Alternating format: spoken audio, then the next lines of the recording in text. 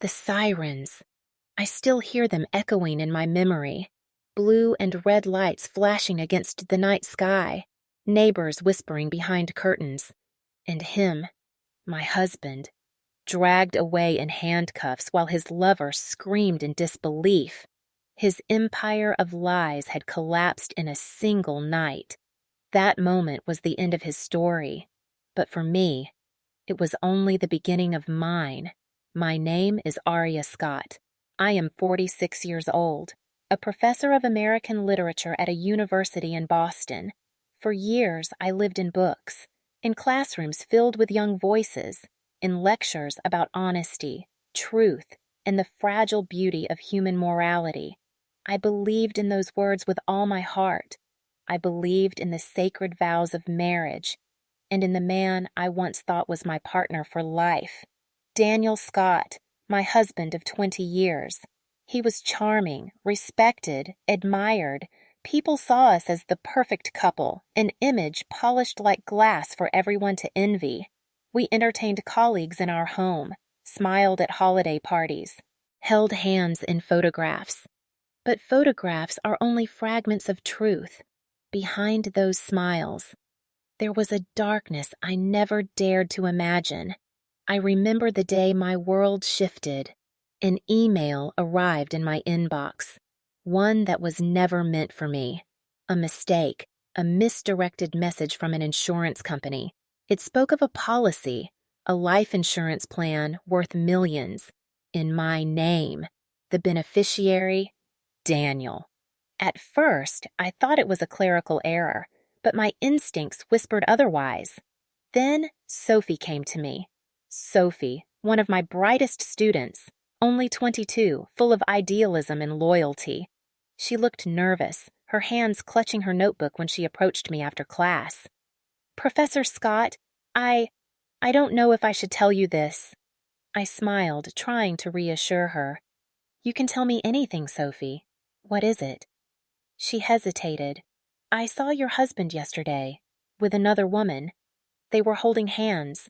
They looked close. I didn't want to believe it, but—" Her voice trailed off, guilt in her eyes as if she had betrayed me by speaking the truth. That was the moment when the pieces began to fall into place. The late meetings, the sudden trips, the restless nights when Daniel slipped out of bed, whispering into his phone in the dark hallway. Things I had ignored, suddenly sharpened into evidence. I walked home that evening in silence. My steps felt heavier with every block, as if the ground itself resisted me. When I opened the front door, Daniel was in the kitchen pouring himself a glass of wine. He looked up, smiled, and said casually, "Long day?" I forced a smile back. "Yes, very long." My voice sounded calm, but inside, a storm was beginning to form. From that night on, I started to notice everything. The faint smell of perfume on his shirt that was not mine. The hidden receipts tucked away in his wallet. A sudden interest in adventurous vacations, as if he wanted to put me in harm's way. He suggested a ski trip in Colorado, though he had never once been interested in skiing before. At the time, I tried to rationalize, to tell myself he was restless. Maybe midlife doubts, maybe just distraction. But the email about the insurance policy haunted me. The image of Sophie's troubled eyes haunted me. Slowly, painfully, I began to accept that my husband might not only be unfaithful, but dangerous. There were moments when I stared at him across the dinner table, his face lit by the warm glow of candlelight. He would laugh, tell me about his day at work, as if nothing was wrong, and I would wonder, is he looking at me as his wife, or as a number, a figure written in a life insurance contract? One evening, as he kissed me goodnight, I caught myself trembling. Not out of love, not even out of anger, but out of fear. Fear that the man sleeping beside me might be the one planning my death. Yet even as that fear grew, something else began to awaken inside me. A resolve I never thought I possessed. For years, I had lived as the quiet professor, the dutiful wife, the woman who believed in trust. But trust was gone. Innocence was gone. All that remained was the will to survive.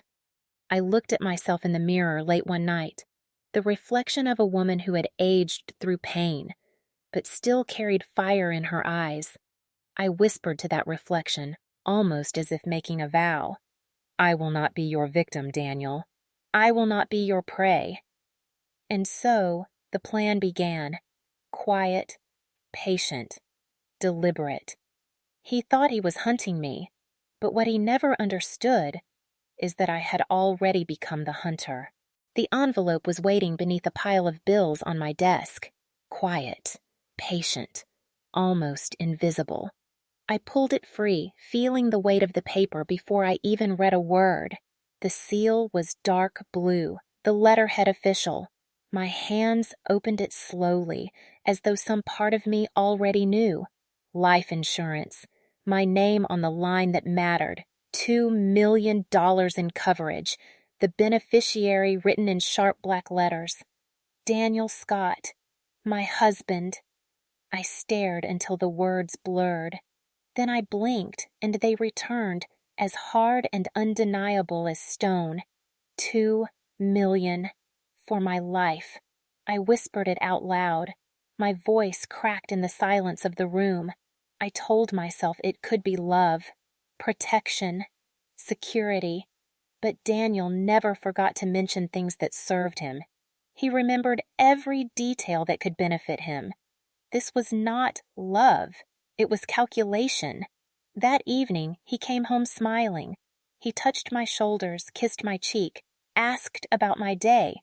His voice was warm. Too warm. Long day? He asked. Yes. Very long, I replied, forcing calm into my words. Upstairs, in the drawer, the policy waited like a predator with its mouth closed. After that night, he changed. He became adventurous, restless, excited about things he had always mocked. At dinner, he slid a glossy brochure across the table. Snow, mountains, skis slicing through white. Colorado, he said, his eyes shining. We should try it this winter. Just us, fresh air, no work. I raised an eyebrow. Skiing? You've never even touched skis, Daniel. He chuckled. He poured more wine. He lifted his glass. Maybe it's time to try something new. Life is short, Aria. Life is short. The words stuck in my chest like a shard of glass. I smiled back, but the sound of my heartbeat drowned out everything else. The next week, it was hiking, then rafting, then a cabin far from the city. Every plan had danger hidden in it. Cliffs, currents, slippery ground. One afternoon, I was folding laundry. A slip of paper fell from his jacket pocket. Receipts, coffee, gas, harmless things. And then one that froze me. A garage, a name I didn't know, a large payment, his signature at the bottom. Brake system check. Not his car. Mine. I gripped the counter to steady myself. I saw the highway curve near campus, the guardrail, the spin of wheels with no brakes to hold them. I slipped the paper into my pocket. My hands were shaking. That night, he kissed my cheek, loosened his tie, turned on the television. He laughed at a sitcom. I smiled back with the receipt burning against my skin. Later, the house was quiet. I rose to drink water, and then I heard it. His voice, low, secretive. The bedroom door was half open. He thought I was asleep. After the trip, everything will be done. Everything done. I froze in the dark hallway, my breath shallow, my ears straining for more. His tone was calm, final. The kind of tone a man uses when the decision has already been made. He ended the call, exhaled with relief, lay down and slept easily, as if he had cast a burden aside. I lay beside him, staring at the ceiling. My heart counted the silence between his breaths. Each pause felt like a warning. I imagined mountains, A thin trail, my boots slipping on ice, his hand on my back, not to steady me, but to push. The next morning he was cheerful, too cheerful. He brewed coffee, hummed a song. He slid another pamphlet across the table. "This is it, Aria." The perfect place, no one around, just us. I looked at the pictures. The mountains seemed endless, the forest deep, a place where voices would vanish into the wind. I nodded. "It looks beautiful." Inside, I felt my stomach twist. He grinned. "You'll love it." Trust me. Trust me. 2 words that once meant safety. Now they tasted like poison. I smiled as he kissed my forehead. But as I turned away, I whispered to myself, "I hear you, Daniel, and I'm listening." That night, I stood before the mirror. The woman staring back at me was tired, but her eyes carried a fire he did not know. I whispered again, "You will not end me. Not on a mountain, not on a road, not anywhere. I will be ready." And in the silence of that room, the match inside me began to burn. The deeper we walked into the forest, the clearer his intentions became. Daniel moved with confidence, like a man who had studied every tree, every turn of the trail. I wondered how many times he had walked this path alone, preparing. His backpack was heavier than mine, though he pretended it wasn't. I noticed how carefully he guarded it, never setting it down for long. When we stopped for a rest, he unzipped the cooler and poured drinks into tin cups. Coffee. The steam rose into the cold air. He handed me one cup, his smile practiced, his voice soft. "Drink up. It'll warm you." I stared at the liquid. Dark, slightly cloudy near the bottom. I swirled it gently, pretending not to notice the faint dust that clung to the edges. Powder dissolves slowly in heat. I raised the cup, let it touch my lips, then lowered it. "Taste it first," I said, smiling. He hesitated for a moment too long. Then he laughed, took a sip, and handed it back. "See? Perfectly fine." But I had seen the flicker in his eyes. I had seen his tongue press against his teeth as if testing the flavor. He drank only enough to keep me from doubting. I set the cup down casually, making sure he believed I had swallowed every drop. As we packed again, I slipped my phone from my jacket and snapped a quick photo of the small packet peeking from his bag. The label was torn, but the warning sign, tiny white pills crushed into powder, was unmistakable. He led me upward toward a ridge. The path grew narrow, the ground sloping away into emptiness. "Wait until you see the view," he said. "It's worth the climb." The wind grew stronger. My scarf whipped against my face. Daniel slowed, gesturing for me to step ahead. His hand brushed my shoulder with too much insistence. "You should go first," he murmured. "I want to see your face when you see it." I shook my head lightly. "No, you go. You planned this." For a moment, his jaw tightened. Then the smile returned, too bright, too wide. We reached the ridge. The world opened beneath us, cliffs and trees, the valley stretching out like an endless mouth. Daniel stood behind me, close enough that I felt his breath. "Beautiful, isn't it?" he said softly. I nodded, though my hands gripped the strap of my backpack so tightly my knuckles whitened. Out of the corner of my eye, I saw his foot shift. His shoulders lean forward. One push. That was all it would take. I stepped aside quickly, pretending to adjust my shoe. His hand, reaching toward me, cut through air instead. For half a second, his mask cracked. His eyes were not loving, not playful. They were calculating, sharp as glass. Then he chuckled, forcing his voice into something casual. "Careful, Aria. Don't get too close to the edge." I looked straight at him. My heart hammered, but my voice was steady. "Don't worry. I won't." We walked back to the camp he had chosen, and the ground seemed to darken with every step. That night, as we sat near the fire, he poured me another drink. This time, water. He lifted his own cup first, as if repeating the same ritual. But I had already seen him open the bottle earlier.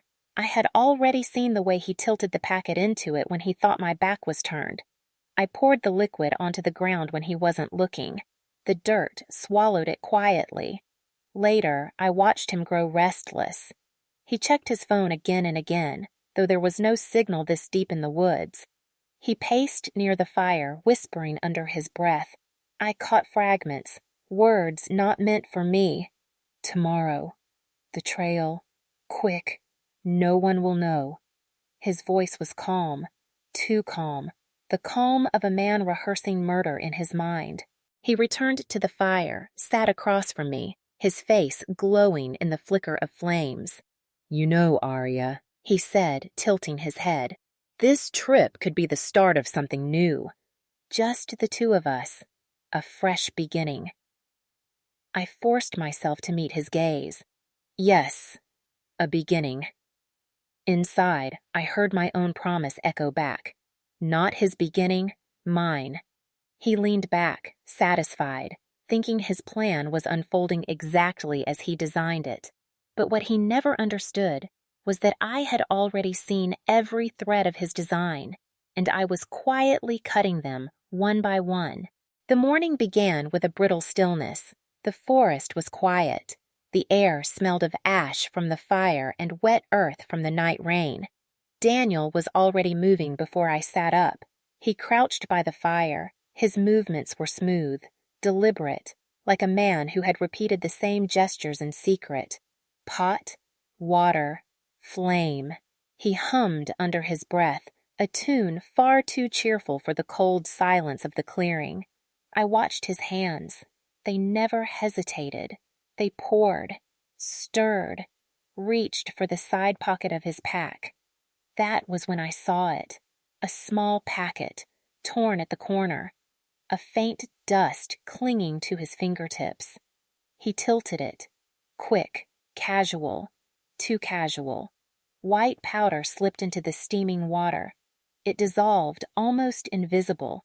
My body went cold. He stirred again. Calm, perfectly calm, as if nothing had happened. When he turned, his face carried warmth, the same warmth he had shown me for years. Here, he said softly, this will warm you. He placed the cup in my hands. His eyes never left my face. The metal burned against my palms, steam curled upward. I tilted the cup slightly. At the bottom, faint swirls, tiny grains that clung like secrets. I knew, and he was watching to see if I knew. I raised it, let the rim brush my lips, let one drop slide against my tongue. Bitter, too bitter. I sighed softly as though relieved. Better? He asked, his voice almost eager. Yes, I whispered. Better? His shoulders eased, his jaw loosened, his smile widened, satisfied. He turned back to the fire, crouched low, and tossed another stick into the flames. I slipped my phone from my coat. My thumb flicked quickly. One photo. The torn packet sticking out from his bag. Another. His hand dusted faintly white. I lowered the phone, slipped it back. Proof. I tipped the cup, let the liquid spill into the soil at my feet. The earth swallowed the poison without a sound. When he turned again, his gaze flicked to the cup. Empty. He grinned. Good, he said lightly. You'll need your strength today. The words struck too hard for something so simple. A moment later, he clapped his hands together. Too loud, too forced. Come on, he said brightly. I've got something to show you. We set off. The trail narrowed as it rose. The air thinned. The trees pressed closer. He walked ahead, his stride light, almost joyful. He whistled again, a melody stolen from nowhere. Every few steps he glanced back at me, his eyes sharp, calculating. I kept my expression calm, my breaths steady. At one point, he slowed near a patch of moss slick from the rain. "Careful," he said softly. "It's slippery here." The warning was wrong. His voice carried hunger, not care. I smiled faintly. "Thank you."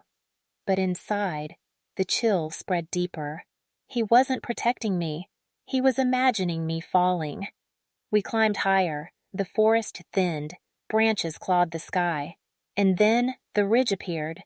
The valley yawned below, vast and endless. The wind rose sharp, pressing against us from every side. Daniel stopped near the edge.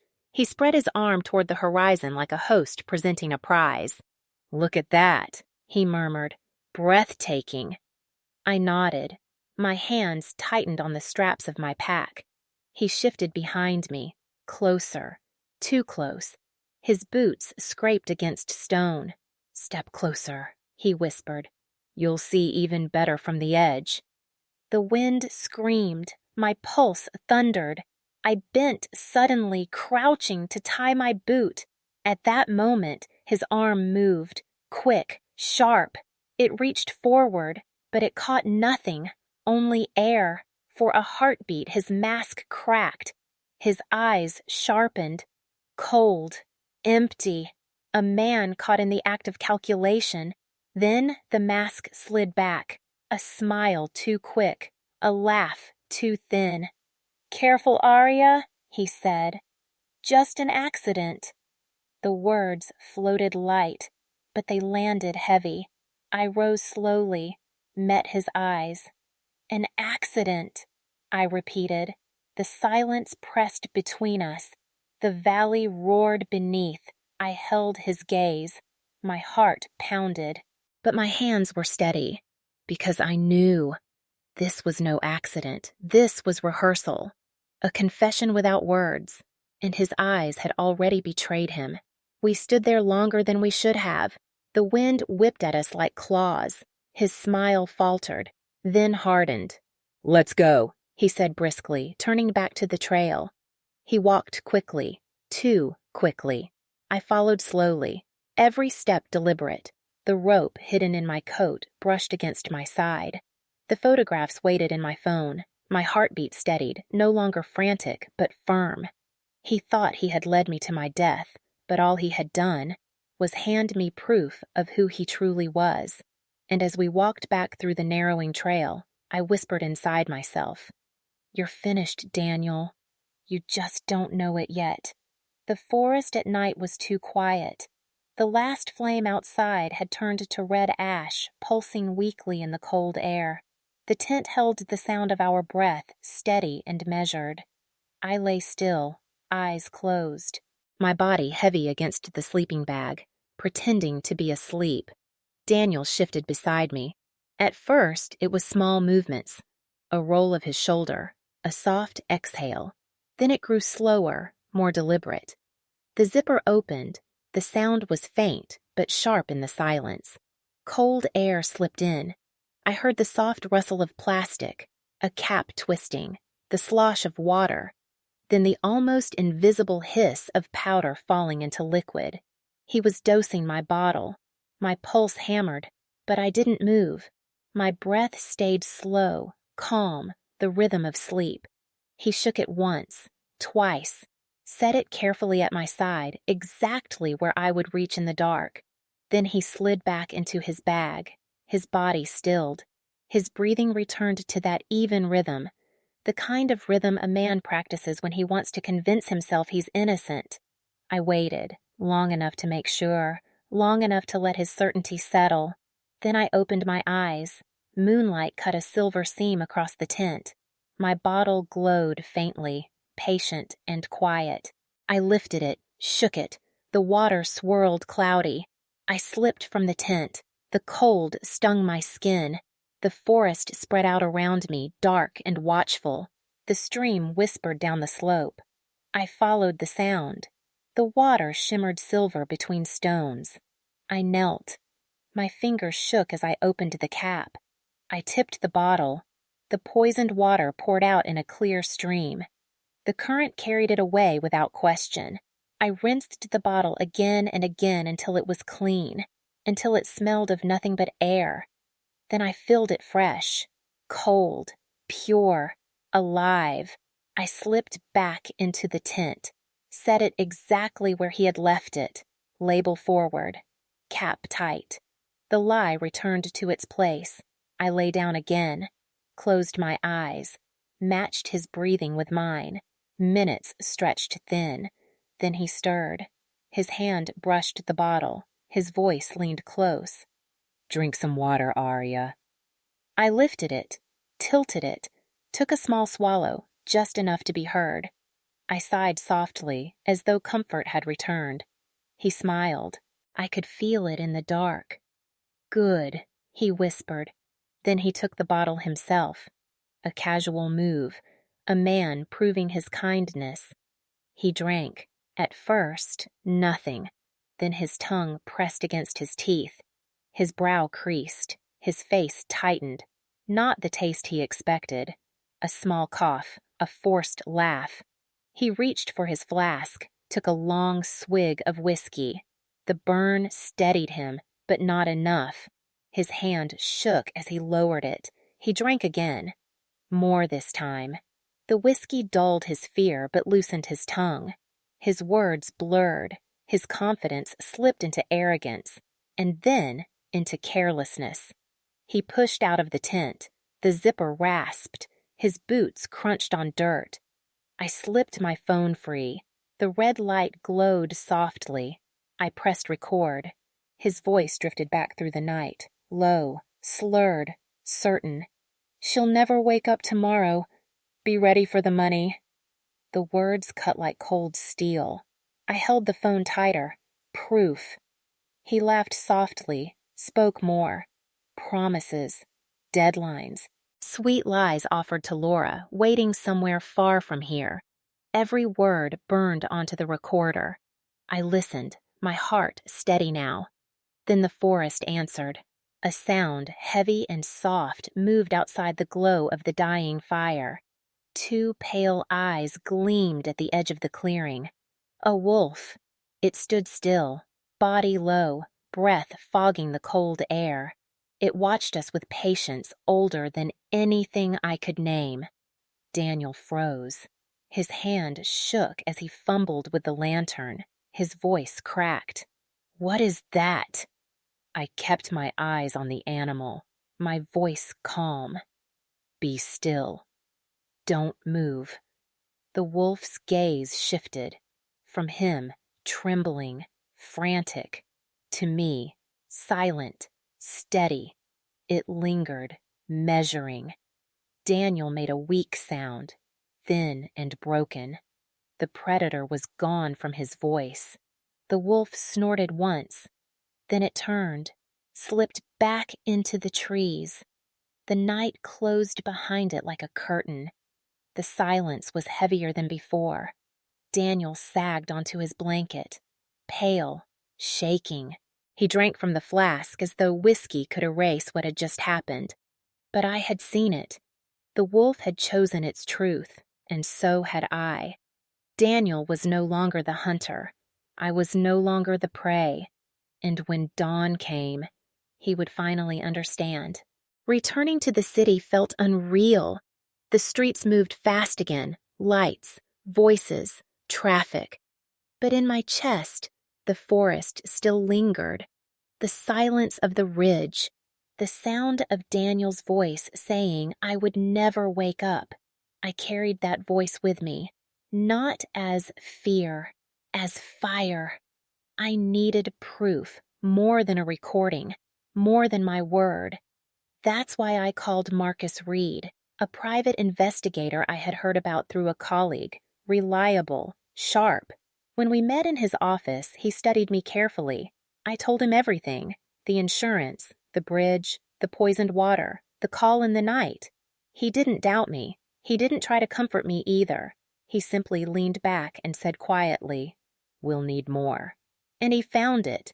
Marcus was methodical. In 1 week, he brought me photographs of Daniel and Laura together, in cafes, in hotel lobbies, in her apartment at night, curtains not fully closed, their intimacy captured in still frames. Then he pulled the insurance contract. $2 million. My name in bold, Daniel's signature, his claim on my death written in perfect legal language. He tracked the garage receipt, signed by Daniel. Brake inspection. My car. My life turned into an invoice. And finally, he found the photographer who had been hiking near that broken bridge. The man had snapped a picture just as I stumbled, Daniel's hand too close, too eager. The image was blurred, but the story was clear. All of it stacked on Marcus's desk. I stared at the pile. For a moment, I couldn't breathe. It was all real. Every suspicion now had a body, a date, a signature. Then I exhaled. A slow smile found its way onto my lips. "It's time," I said. We set the trap. Our wedding anniversary was coming. I booked the restaurant Daniel loved, white tablecloths, low lights, a pianist in the corner. Romantic, intimate, perfect. I rehearsed my part. The soft wife, the trusting smile, the woman who still believed. When Daniel arrived that night, he looked polished, suit pressed, tie straight. His eyes gleamed with something I recognized too well. Relief. He thought he still had me. "Happy anniversary, Aria," he said, bending to kiss my hand. "Happy anniversary," I whispered back. We ordered wine. He poured it for me with that practiced charm. He raised his glass. "To us." I raised mine. "To us." I let the meal unfold slowly. We spoke of nothing. Students, weather, politics. He laughed, relaxed, leaned closer. But I saw the tension flicker behind his eyes, the small glance at his phone, the twitch in his jaw when I asked about work. Halfway through the meal, I set my fork down. My hands rested lightly on the tablecloth. "I have something for you, Daniel," I said, my voice soft, almost tender. He smiled, expectant. I reached into my purse and placed my phone between us. The candlelight flickered across the screen. I pressed play. His own voice filled the air, slurred but sharp. "She'll never wake up tomorrow. Be ready for the money." The color drained from his face. His hand froze around the stem of his glass. He looked at me, then at the phone, then back at me. "Aria, I can explain." But I wasn't finished. I drew out the photographs. One by one. Daniel and Laura in each other's arms. His hand on her cheek. Their lips close in the dim of a bar. I set down the insurance policy. His signature, clear as daylight. I laid the garage receipt beside it. Brake inspection. His name scrawled. And finally, the photograph of the bridge. His arm reaching, my body twisting away. The table between us became an altar of truth. "Explain this," I said. My voice was calm. Too calm. He stammered. His lips moved, but no words came. His eyes darted to the other tables. People had noticed. The pianist faltered, then continued quietly, sensing the tension. Then a voice cut the air. "Laura." She stepped forward from the bar where she had been waiting. She looked beautiful, but her face was hard, pale with fury. "You told me she wouldn't last the trip," she hissed. "You told me the money was ours." Daniel's head snapped toward her. His mask shattered. "Laura, stop. Not here." But she didn't stop. "You lied to me," she shouted. "You promised me everything, her death, our future. You made me believe, and now you sit here pretending with her?" Gasps rose around the room. Diners leaned closer, whispers spreading like fire. Daniel's hands clenched. His jaw shook. "Laura, shut up!" But she pressed on, her voice sharp as glass. "You used me, Daniel. You said she'd be gone, that the insurance would be ours, and now look at you, caught, Exposed, pathetic. The restaurant fell silent except for her rage. Daniel stood suddenly. His chair screeched across the floor. His face was red, eyes wild. "You think you can destroy me?" he hissed, leaning over the table toward me. For a heartbeat, I thought he would strike. His fists curled, his whole body trembled, but I didn't flinch. I looked at him steadily, calm as stone, and in that moment he realized he wasn't in control anymore. I was. The restaurant had become a stage. Every eye was on us. Forks lay abandoned on white tablecloths. Glasses trembled in hands that no longer remembered thirst. The pianist's fingers hovered uselessly above the keys, suspended in silence. Laura's voice still rang sharp and shrill. Daniel's mask had shattered into dust. My phone sat between us, glowing faintly. His voice caught inside it like a ghost that would never rest. Then came the sound. Heavy boots, a command that cut the air clean. "Police. Everyone remain calm." The doors swung wide. Uniforms filled the doorway. The hum of authority rolled into the room like thunder breaking. Gasps, whispers. The crowd parted without being asked. Daniel stiffened. His eyes darted left, then right, searching for an escape that no longer existed. The officers moved quickly. Not rushed. Certain. They had done this before. 2 hands grabbed him, twisted his arms behind his back. The metallic click of cuffs snapped shut. The sound was so final it made the diners flinch. Daniel lurched, his voice a desperate bark. "No, this isn't what it looks like. She set me up. You're making a mistake." But no one believed him. Not anymore. On the other side of the table, Laura tried to slip back into the crowd. Her heels scraped, her body trembling. But an officer was faster. A firm hand seized her arm. Her wrists were pulled back, and the cuffs closed tight. She shrieked. Her voice cracked into something raw. "Let me go! I didn't do anything. It was him. He planned everything." The diners turned, faces pale, some whispering, some openly glaring. And then Marcus appeared. He was calm, composed, like a man who had been waiting for this exact moment. He carried a thick folder tucked beneath his arm.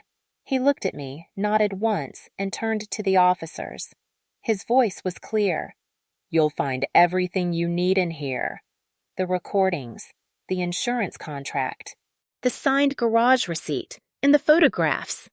Daniel lunged against the cuffs, his voice rising into panic. "Lies. All of it. You can't prove anything." Marcus didn't even look at him. He handed the folder over. The officer flipped through the pages, each sheet a blade cutting deeper into Daniel's facade.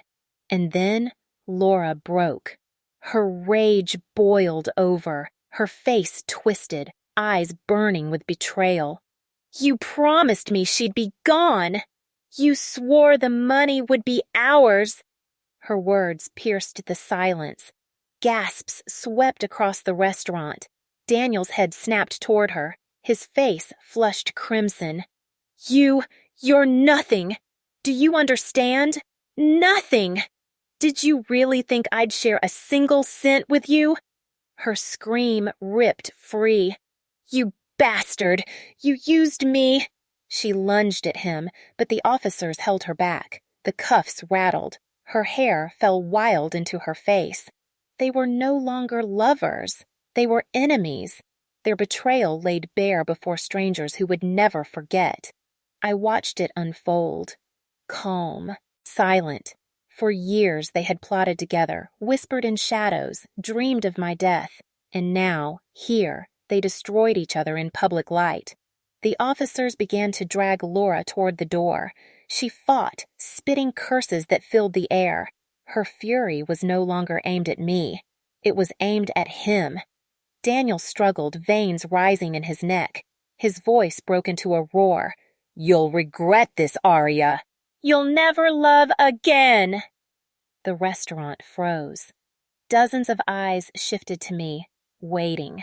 I breathed slowly. The weight of survival anchored me steady. Maybe, I said softly, but I'll live. And that's something you never will. The words struck harder than the cuffs.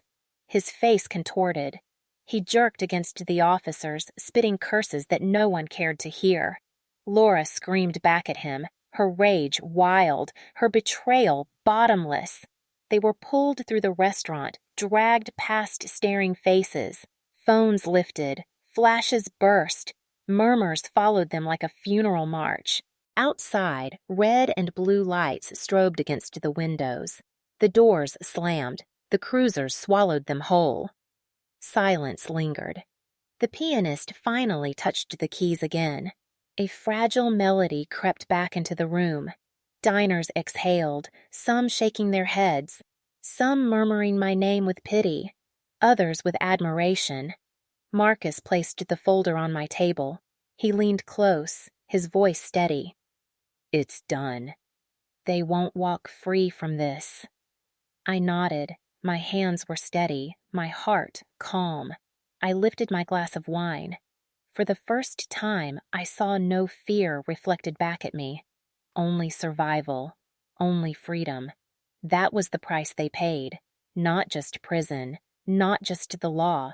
It was humiliation, betrayal, and the knowledge that they had destroyed each other long before the cuffs ever touched their wrists. And I was alive. The rain had stopped just before dawn. By the time I stepped onto campus, the air smelled of wet earth and stone. Puddles clung to the steps, reflecting the sky.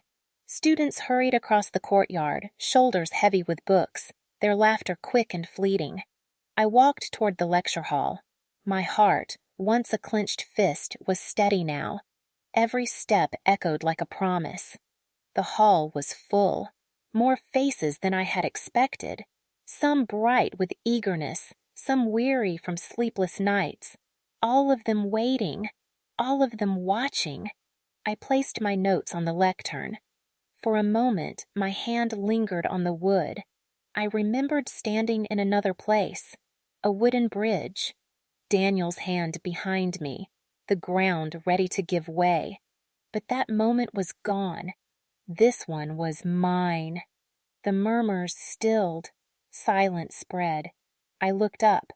Today, I began, we return to the Greeks, to tragedy, to the stories that survive because they speak of the human heart. I paused, let the words settle. In tragedy, the downfall is rarely caused by weakness. It comes from arrogance, from greed, from the belief that one can outwit fate. But greed and hubris, my voice held firm, always end in ruin. Pens scratched across notebooks, heads bent. Some eyes stayed on me, wide, thoughtful. But my words weren't only for them. They were for me, for the man who thought he could measure life in numbers, for the woman who thought betrayal was a path to fortune, for the shadows that tried to smother me. I closed the book softly. The sound was gentle, but in my ears it felt like thunder. The students applauded, the sound rising and falling like a tide. Some smiled, not knowing the weight behind my smile in return. When the hall emptied, I lingered. I touched the chalkboard. I breathed in the faint dust in the air. This place was mine again. Later, I walked down to the beach. The sky was low, a wide canvas of gray. The waves moved with a rhythm that felt older than grief. I slipped off my shoes and felt the sand cool beneath my feet. I stood where the tide reached, the wind lifting my hair, the salt brushing against my lips. My hand went to the ring on my finger, a circle of gold, a promise once whispered in a church years ago, a promise that had turned to poison. I turned it slowly. The metal gleamed against the fading light. I thought of the years I had given, the laughter I once believed, the quiet mornings that turned into silence too heavy to bear. I thought of the forest, the bottle, his voice saying I would never wake again, and I thought of the cuffs closing around his wrists. Laura's screams, the world finally seeing the truth. I pulled the ring off. For a moment, I held it in my palm. Small, shining, empty. Then I knelt and placed it on the sand. The waves rolled closer, reaching like patient hands. Foam curled around the ring, lifted it, carried it out. I watched until it was gone. I did not feel grief. I felt release. The sea swallowed it without hesitation, as if it knew it did not belong to me anymore. I closed my eyes. The wind brushed my face like a benediction. Behind me, children laughed. Their voices rose and fell with joy untouched by betrayal. The world moved forward, uncaring of shadows that had already passed. I turned my gaze to the horizon, wide, endless, unbroken. A voice rose within me, quiet at first, then certain. He planned my death like a calculation. But life is not a number. It is strength. It is choice. And sometimes it is revenge. The words carried over the waves. They belonged to the sea now. They belonged to the air. I stood a little taller. Then I turned and walked away, leaving only footprints that the tide would erase. Not a victim, not a widow, not a shadow, but myself, alive, free.